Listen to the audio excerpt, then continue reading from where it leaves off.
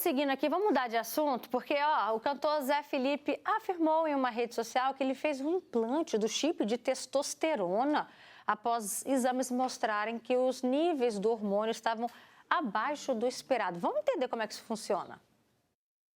O cantor Zé Felipe dividiu com os seguidores a alteração nos exames hormonais. Esses dias fiz uns exames aí, cortisol alto, por causa de sono errado, aí não dorme direito, aí cortisol aumenta. Testosterona baixou. Segundo o cantor, a queda na testosterona veio com alguns sintomas, que logo foram controlados com reposição hormonal. Meti um chip de testosterona, o bicho, eu tô pronto. Segundo os médicos, a reposição de testosterona relatada pelo cantor é indicada quando há uma queda nos níveis do hormônio masculino abaixo de 300 nos exames de sangue. O que nós recomendamos é que essa reposição seja iniciada quando o paciente tem níveis baixos do hormônio. Porém, claro que existem situações individuais, pacientes que têm uma queda hormonal intensa, às vezes precisam de uma reposição mesmo que os números não estejam tão baixos. A queda da testosterona começa geralmente aos 30 anos, mas o alerta médico geralmente surge entre os 45 e 55 anos, quando os sintomas começam a afetar a qualidade de vida. Entre os sintomas estão diminuição da libido, fadiga, mudanças de humor, perda de massa muscular e força, dificuldade de ereção, aumento de gordura corporal e problemas de concentração. Como tratamento, Zé Felipe contou que colocou um chip, um implante debaixo da pele que contém o hormônio e libera a testosterona lentamente e de maneira gradual. Ele é um bastão que você coloca dentro da gordura e ele vai liberando hormônio ao longo do tempo. Só que essa liberação muitas vezes é errática e os níveis de testosterona podem subir muito. E isso pode, inclusive, levar a sua testosterona para níveis acima do fisiológico, onde a gente corre os riscos dos efeitos colaterais. Então o chip também tem que ser observado com cuidado, porque ele pode entregar um nível de testosterona mais alto do que o paciente deseja ter. Para Zé Felipe, o tratamento tem sido eficaz. O cantor recomendou para os homens. Bom, viu? Fora energia, gás, vontade de viver, vontade de proteger quem que você ama, vontade de sair correndo no meio da rua gritando. Isso porque regulou. Imagina se esse trem passar um pouquinho, eu viro o Batman. Tá.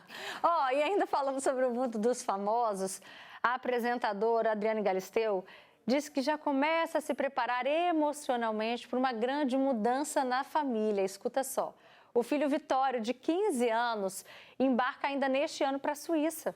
Ele vai continuar os estudos em um internato. A apresentadora disse estar sofrendo já com a síndrome do ninho vazio e já se prepara para ficar distante do filho. Ai, gente, o coração aperta! Ai, não deve ser fácil, não. Por mais que a gente saiba, né, que vai ser bom para o Vitório, uma super experiência, vai morar na Suíça, crescimento, oportunidades, tá? Por mais que a gente saiba também que o filho cresce, né, vê-lo saindo de casa deve ser algo muito doido. Pelo amor de Deus, eu digo porque eu ainda não passei por isso ainda, né? E não quero passar tão cedo. Mas tem mães aqui que já passaram e elas vão contar pra gente como é que foi. Vamos lá então, vou bater um papo com a Júlia Suete, ela é a psicóloga, não é a mãe ainda, né, Júlia? Obrigada pela sua presença, viu? Mas a gente recebe aqui a Marise Regis, obrigada, Marise, pela sua presença. A Maricilda Borges também, obrigada pela sua participação, sejam bem-vindas. Essa dor é com vocês, não é comigo ainda não, gente. Como é que foi enfrentar isso? Se eu passo um final de semana, eu já choro? Pois é, te prepara, Roberto. Ai, meu Deus. Te prepara, porque quando sai... gente, é um vazio mesmo. Eu tenho um filho que mora nos Estados Unidos há 10 anos, né? Que eu não vejo. Porque desde então não pôde vir, a gente na tentativa do visto, aí veio a pandemia, veio o infarto, veio tudo, e hoje é mais difícil porque não está fácil. E olha, quando ele foi um vazio tremendo. E depois, antes a minha filha do meio que casou, morou um tempo perto de mim, depois foi embora para Fortaleza. Nessa eu fui parar no pronto-socorro umas 3 vezes. Misericórdia! Porque eram os netinhos perto, a filha perto, todos juntos, pertinho. Porque meu filho foi bem depois dela. Aí já fui me preparando, porque quando eu soube que eles estavam com intenção de ir, menina, não foi fácil, não. Foi parar no pronto-socorro, pelo que você está falando não ali. Foi fácil, não. E com você, Marise? Eu tive ele comigo até os 29 para 30 anos. E eu ficava assim, não sai não, meu filho. Olha a roupinha lavada, você tem a comidinha feitinha para você. Para que você vai ter essa despesa? Fica aqui e tal. Aí arranjou uma namorada. Aí essa namorada ia lá para casa e tal, mas eu acho que queria aquela independência, aquela liberdade e tal. Eu acho que influenciou tanto a cabeça do menino que levou o menino. Aí, o dia que eu cheguei em casa, que eu entrei no quarto dele, que estava tudo vazio, porque ele levou tudo do quarto para montar a casa dele. Usou dó dessa Não, mãe. ele levou tudo. A televisão, o computador, deixou a cama, deixou o quarto vazio. Eu entrei em desespero. Eu chorava e liguei para o marido. Amor, ele levou tudo. Levou tudo e ela levou ele. O que eu vou fazer agora e tal? E aí, no início, eu estava dando incentivo, mas depois eu falei, meu Deus, cadê meu filho? E eu tenho um só. E aí, toda vez que a porta abria, eu sentia que era ele voltando, mas não era. Era só da minha cabeça que ele estava voltando. Aí, o que eu fiz? Bom, já que não tem jeito mais, eu vou preencher de alguma forma esse quarto, né? Montei o meu estúdio. Penteadeira, closet, e fui fazendo, botei flor, tudo para montar meu estúdio para o meu perfil. E aí preencheu. E agora também eu vejo que foi assim, uma experiência para ele maravilhosa. Em crescimento, em ter aquela responsabilidade de homem mesmo, entendeu? Mas até passar por isso, Júlia, não foi fácil. Choro até hoje. Deve ter muita gente. Daqui a pouquinho eu vou abrir aqui já as mensagens. Deve ter muita gente também vivendo essa dor. Uhum. Boa tarde, gente. Boa tarde, mulheres. Estão vendo que o coração apertou aí, né? Muito. O que acontece? O ninho vazio é uma adaptação. É uma fase que a família passa e que é completamente nova.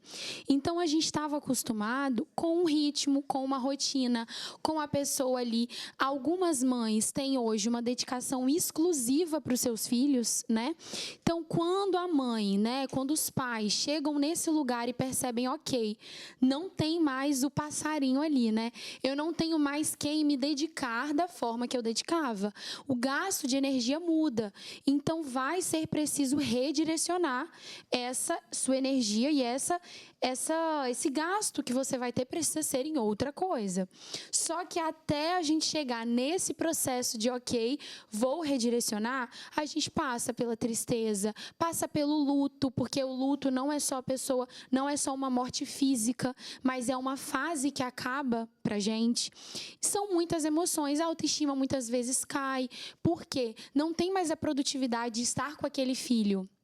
Então, eu preciso me reorganizar. E aí, até organizar a psique, são muitas etapas da qual aqueles pais, geralmente, né, as mulheres, vão passar. Tem muitas aqui já relatando isso pra gente. Minha filha acabou de comprar um AP, ela tem 22 anos e vai morar sozinha mês que vem. Eu já estou sofrendo muito. Boa tarde, Roberta. Então, quando meu filho caçula se casou e mudou, você nem imagina. Eu fiquei numa depressão, um vazio. O meu mais velho já tinha mudado para trabalhar em outro estado. Olha, foi muito sofrido, viu? Mas tive que me acostumar, é a vida. Esse é o relato da Sandra, de Guarapari.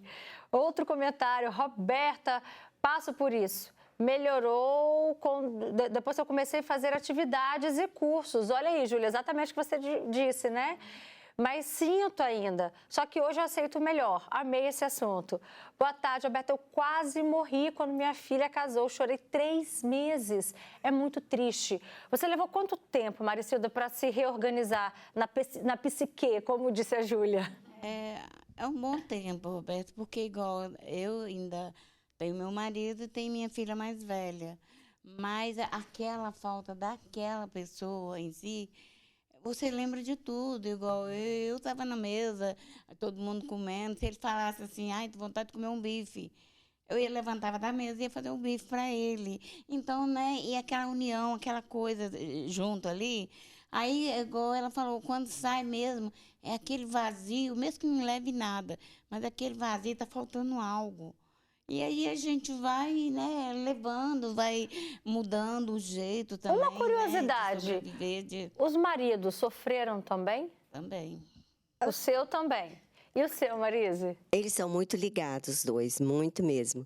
E aí, meu marido, eu acho que me dava força, porque à noite, na hora de dormir, eu chorava muito. Todas as noites eu chorava. Nossa, eu corri a boca aqui.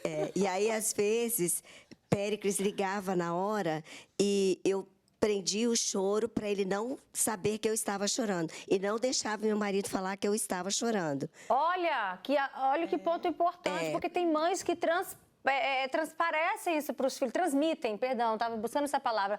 Tem mães que querem transmitir essa dor toda. Você então segurava? Não, eu segurava. Eu queria dar força para ele ter força também para continuar, entendeu? E você segurava ou eu não transmitia? Falava não falava, guardava para você? Com ele. Porque eu não queria ouvir a voz Fala dele. bem pertinho. Não queria ver ouvir a voz dele, não queria ver ele. Porque eu ia sofrer muito, ele não queria que ele me visse sofrendo. Você queria até distância, então. Para poder ele sentir que eu estou bem.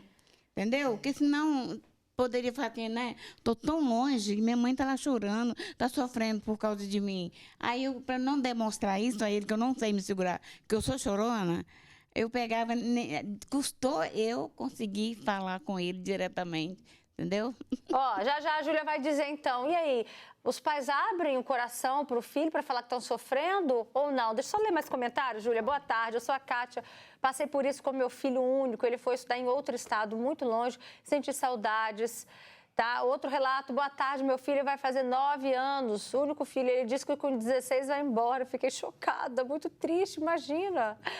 Boa tarde, Albertinho, eu passei por isso quando minha filha única casou e foi embora com o marido, eu quase morri, mesmo sabendo que era pro bem dela. Meu filho mora em Madrid, já tenho neto, nasceram lá, mas não conheço pessoalmente, só por vídeo. Aqui está um vazio sem meu neto, ele está fazendo um intercâmbio, foi dia 30 de janeiro, muitas saudades. Chorei muito com a saída das minhas filhas, tentei fazer a cabeça do meu genro para não casar logo. Poderia namorar, é o comentário da Josiara de Vila Velha. E aí, os pais explicam, abre o coração para o filho ou não, dá uma segurada? Então, vamos colocar limite, né? Assim, não é importante a gente não transferir isso para os filhos, porque, gente, vai dificultar o processo. E muitas vezes o filho pode se sentir culpado e por não querer magoar, entristecer os pais, ele se paralisa. Só que, como já foi dito, é importante para o desenvolvimento do indivíduo. Ele precisa caminhar com as próprias pernas. Então, isso é necessário. Mas eu também fico um alerta para essas mulheres que muitas vezes guardam tudo e não tem com quem contar e aí ficam sofrendo sozinhas. Só faço um alerta para a gente não ficar sempre engolindo e ter outras formas de descarregar, ter uma rede de apoio saudável, funcional, porque guardar tudo também não faz bem. Para mãe solo, por exemplo, como é que seria uma forma dela, sabe, desabafar sobre isso? É importante, nesse momento, com que a mulher ressignifique muita coisa. Então, a própria identidade. Porque, assim, ela não vai deixar de ser mãe. Só que agora ela não é só mãe. Ela pode descobrir outras funções. E, muitas vezes, uma nova identidade. Com novos hobbies, gente. Um novo hábito. Desenvolver ainda mais a autoestima dela e focar ainda mais em si, fazendo aquilo que ela gosta e que gera prazer. De muitos comentários que a gente recebeu, eu vou encerrar aqui com um relato de uma filha. Boa tarde, Alberta. Minha mãe sofre muito. Eu sou de Minas, casei e vim para Guarapari. E ela sente muito, ficou triste. Dá um beijo nela pela gente, tá bom? Ó, mamães, obrigada pela presença de vocês, tá? Eu já tenho medo disso acontecer comigo também. Um beijo, tá?